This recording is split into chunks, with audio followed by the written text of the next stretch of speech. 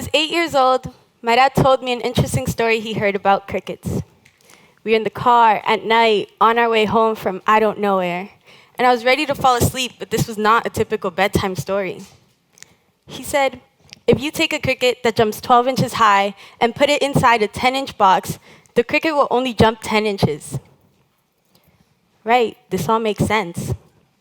But when the cricket was finally taken out of the box, it never jumped higher than 10 inches because it thought the box was still there and it was afraid of hitting its head. When there was no physical barrier, fear, a psychological barrier, is what kept the cricket caged. After reflecting on this story for some time, I've come to realize that my dad is someone who constantly tries to remove this theoretical box that stops me from reaching my full potential.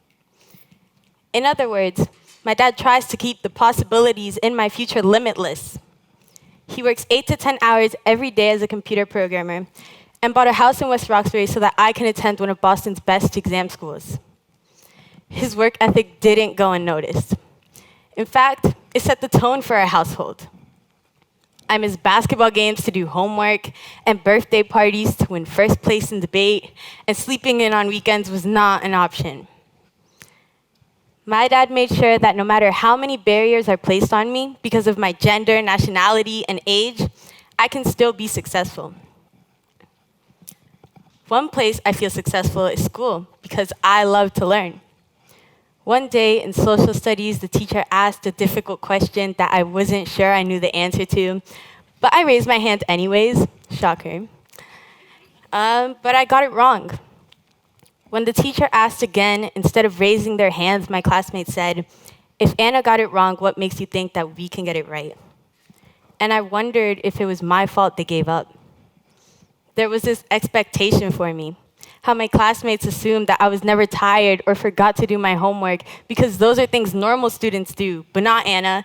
Anna is supposed to be strong. They expected more from me than they expect from themselves. It's this hypocrisy that made me mad. But I also realized that their psychological barriers might be lower than mine for reasons outside of their control. Not everyone has a dad that makes them study during snow days. So why do I continue to raise my hand, even if I don't know the answer? My teacher wondered the same thing and asked me why I like to learn so much. Without any hesitation, I looked her in the eye and said, I do it because it makes my dad happy, and walked right out the door, as if I didn't just tell her that she works hours and hours from 6 a.m. to 6 p.m. to make Anna's dad happy. Now at glance, this is a prime example of me internalizing the support or pressure my dad puts on me to succeed, but on the way home, I did some soul searching. I decided that I care about my education beyond my dad telling me it's important. So later that night, I wrote my teacher an email. I told her that I love to learn and I always try my hardest because there's an opportunity gap. Not every kid gets the same chance. Not every kid gets a great education, so for me, learning is an opportunity. I have no choice but to take it. I feel grateful. I also told her that when you succeed, people respect you. And I wanted people to respect the 14-year-old Dominican girl. Now, I haven't always been this confident. Similar to my peers, I have given up. I do debate. I have been doing debate since 5th grade, but I doubt my first year really counts since I only went to one debate competition. The night before my first debate, I was so excited that I baked my team cupcakes. I showed up that morning after 3 months of prep, ready to argue, and then I didn't place. And on the way back to school, the cupcake pan felt heavy. I felt embarrassed because of the cupcakes. Turns out no one likes vanilla and cream cheese frosting. And embarrassed that after all this work, I still didn't place.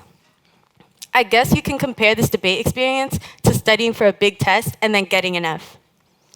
So I, as many students do when they get an F, gave up and quit debate.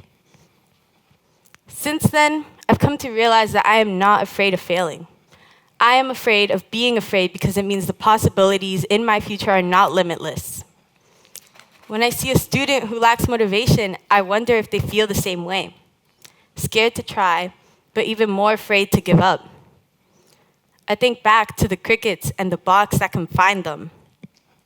I can picture myself and my classmates standing outside of that box.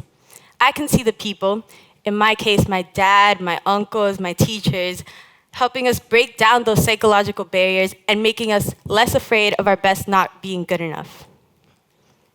So that when the day comes, we can reach our full potential and jump as high as we were always meant to. Thank you.